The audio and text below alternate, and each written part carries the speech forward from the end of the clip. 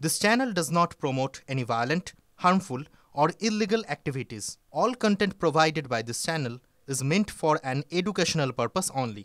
School service পরীক্ষায় সেরা সাফল্য মানে oxygen books SSC gateway series.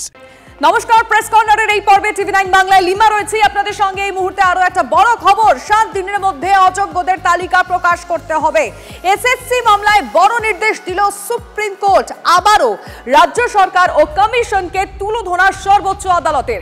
কেন অযোগ্যদের তালিকা প্রকাশ করা হয়নি প্রশ্ন তুললেন বিচারপতি। 7 দিনের মধ্যে অযোগ্যদের তালিকা প্রকাশ করতে হবে। সুপ্রিম কোর্টের কি নির্দেশ, কি পর্যবেক্ষণ, জ্যোতির্ময় কর্মকার জানাবেন। জ্যোতির্ময়। লক্ষ্য যখন স্কুল সার্ভিস, সঙ্গে আছে গেটওয়ে সিরিজ, অক্সিজন বুকস। দেখো, একের পর এক মামলা দায়ের হচ্ছে। সেই মামলাগুলোর প্রত্যেকটারই মূল লক্ষ্য হচ্ছে 7ই সেপ্টেম্বর যে এসএসসির পরীক্ষা রয়েছে সেই পরীক্ষা আটকাতে চায় একাধিক চাকরিহারা শিক্ষকরা। কারো দাবি যে তারা যোগ্য, কিন্তু এখনো পর্যন্ত তাদের স্ট্যাটাস স্পষ্ট নয়। আজকে যখন যখন প্রথমে একটি মেনশনিং হয়, সেই মেনশনিং এর সময় সুপ্রিম কোর্ট কড়া ভর্ৎসনা করে রাজ্য সরকার এবং স্কুল সার্ভিস কমিশনকে। খুব স্পষ্টভাবে যে কথা জানিয়ে দেওয়া হয় যে কেন অযোগ্যদের নামের তালিকা এখনো পর্যন্ত প্রকাশ করা হয়নি, কমিশনকে প্রশ্নের মুখে পড়তে হয়। এবং সুপ্রিম কোর্টের বিচারপতি সঞ্জয় কুমার এবং সতীশ চন্দ্রের বেঞ্চের তরফে কড়া বার্তা দিয়ে জানানো হয় যে নতুন যে নিয়োগ প্রক্রিয়া চলছে তার উপরে প্রতি মুহূর্তে সতর্ক নজর রাখছে সুপ্রিম কোর্ট। যদি কোনো রকম গলদ হয় সঙ্গে সঙ্গে এক্ষেত্রেও হস্তক্ষেপ করবে শীর্ষ আদালত। এবং আজকে পর্যবেক্ষণে সুপ্রিম কোর্ট বুঝিয়ে দেয় যে এই যে অযোগ্যরা, যারা বহু মানুষের জীবন নষ্ট করেছে, তাদের চাকরি পাওয়ার ক্ষেত্রে তাদের এই নিয়োগের নেপথ্যে ছিল কমিশন, রাজ্য সরকার এবং বোর্ড। এই কথা আজকে সুপ্রিম কোর্টের শুনানি চলাকালীন স্বয়ং বিচারপতি তিনি নিজে উল্লেখ করেন যে কমিশন, বোর্ড এবং রাজ্য সরকারের কারণেই এই অযোগ্যরা চাকরি পায়। এবং তারপরেই জানিয়ে দেওয়া হয়েছে যে আগামী 7 দিনের মধ্যে যারা অযোগ্য তাদের নামের তালিকা প্রকাশ করতে হবে। এবং তার পাশাপাশি 7ই সেপ্টেম্বরের যে পরীক্ষা স্থগিত করার আবেদন জানানো হয়েছিল সেই আবেদন খারিজ করা হয়েছে। 7 এবং 14ই সেপ্টেম্বরের নির্ধারিত সময় পরীক্ষা হবে। যাদের প্রশ্ন রয়েছে, অর্থাৎ যাদের তারা যোগ্য না অযোগ্য তাদের অবস্থান সম্পর্কে প্রশ্ন রয়েছে, তাদের কলকাতা হাইকোর্টের দ্বারস্থ হতে বলা হয়েছে। যারা যোগ্য প্রার্থী তারা 2রা সেপ্টেম্বর পর্যন্ত আবেদন জানাতে পারবেন।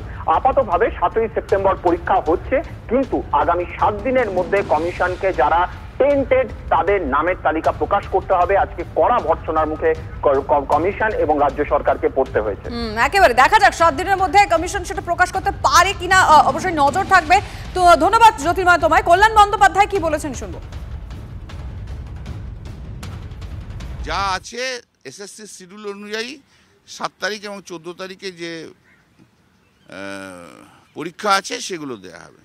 এবং আরেকটা কথা সুপ্রিম কোর্ট বলেছে, 7 দিনের মধ্যে টেন্টেড টিচার যারা ছিল তাদের লিস্ট পাবলিশ করে দিতে হবে। কারণ একটা কনফিউশন হচ্ছে কে টেন্টেড, কে আনটেন্টেড, কে আনটেন্টেড, কেরা আমাদের মতো টেন্টেড, সিবিআর মতো টেন্টেড, সেই নামগুলোকে পাবলিশ করে দিতে হবে 7 দিনের মধ্যে। এই হচ্ছে অর্ডার। কারণ টেন্টেড টিচাররা কেউ পরীক্ষায় বসতে পারবে না।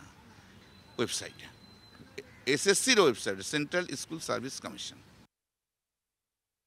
আদালতের আজকে বেশ কিছু পর্যবেক্ষণ, অবশ্যই সেই দিকগুলো আপনাদেরকে জানাবো। অযোগ্যদের জন্য কেন গিয়েছেন হাইকোর্টে, আপনাদের কোনো যুক্তি ধোপে টেকে না। অযোগ্যরা পরীক্ষায় বসলে ফল ভুগতে হবে এসএসসিকে, এমনটাই হুঁশিয়ারি সুপ্রিম কোর্টের। আজকে আবারও 7 দিনের সময় বেঁধে দেওয়া হলো। এর আগেও কিন্তু এই তালিকা প্রকাশের নির্দেশ দেওয়া হয়েছিল, কিন্তু এক্ষেত্রে একেবারে দিন ধার্য করা হয়েছে। 7 দিন সময় দেওয়া হয়েছে। এসএসসি মামলায় বড় নির্দেশ সুপ্রিম কোর্টের, এবং এটা নিঃসন্দেহে একটা বড় ধাক্কাও। কারণ আবারও রাজ্য সরকার এবং কমিশনকে তুলোধনা করলো সর্বোচ্চ আদালত। কেন অযোগ্যদের তালিকা এখনো এতগুলো দিন চলে গেল, কেন এই তালিকা প্রকাশ করা হয়নি? আজ বিচারপতি এই প্রশ্ন তোলেন এবং তার সঙ্গে বলেন যে অযোগ্যদের জন্য কেন গিয়েছেন হাইকোর্টে। আইনজীবী বিকাশ রঞ্জন ভট্টাচার্য কি বলেছেন শুনবো। কথা তো বহুদিন আগেই বলেছেন সুপ্রিম কোর্ট, যেদিনকে কলকাতা হাইকোর্টের রায়কে মান্যতা দিয়ে বলেছেন যে সব বাতিল, তখনই বলেছিলেন যে অযোগ্যদের তালিকা, অযোগ্য নয়, যারা সরাসরি দুর্নীতিগ্রস্ত তাদের তালিকা প্রকাশ করো। তারা তৃণমূল সরকার তারা করবে না, কেন তারা দুর্নীতিকে লালন পালন করতে চায়। আজকে সুপ্রিম কোর্ট বলেছেন 7 দিনের সময়সীমা, দেখা যাক কি করেন তারা। এবং আমি আপনাদের বলতে পারি ওরা এখনো সততার সঙ্গে সেই লিস্টটা পাবলিশ করবে না, কেন ওরা জানেন এই যাদের থেকে টাকা নিয়েছেন তাদের নাম যদি বেরিয়ে যায় তখন তো ওদের পক্ষে আরো বিপদ। সুতরাং ওরা কোনো কাজটাই সততার সঙ্গে করবে না, এই নিয়ে কোনো সন্দেহের কারণ নেই। আমরা শুনছিলাম বিকাশ রঞ্জন ভট্টাচার্যের বক্তব্য, এবং এখনো পর্যন্ত এসএসসি মামলা এটা বড় নির্দেশ যেটা সুপ্রিম কোর্টের পর্যবেক্ষণ সেটা আপনাদেরকে আমরা জানাচ্ছিলাম। একেবারে এবার দিন ধার্য করে দেওয়া হলো। এর আগেও কিন্তু এই অযোগ্যদের নাম প্রকাশের কথা বলা হয়েছিল, কিন্তু কেন এতদিন হয়ে গেল নাম প্রকাশ করা হয়নি, এই তালিকা সামনে আসেনি, এই প্রশ্ন কিন্তু আজকে তোলেন বিচারপতি। এবং সেখানে দাঁড়িয়ে তিনি আরও বেশ কিছু প্রশ্ন তুলেছেন। কেন অযোগ্যদের জন্য হাইকোর্টে গিয়েছেন? আপনাদের কোনো যুক্তি ধোপে টেকে না। অযোগ্যরা পরীক্ষায় বসলে ফল কিন্তু ভুগতে হবে এসএসসিকে। আজ একেবারে সুপ্রিম কোর্টের হুঁশিয়ারি বলা যায়, এবং নিঃসন্দেহে 7 দিনের মধ্যে এসএসসি এই তার নামের যে তালিকা, মানে যারা অযোগ্যদের নামের যে তালিকা সেটা প্রকাশ করে কিনা আমাদের নজর থাকবে।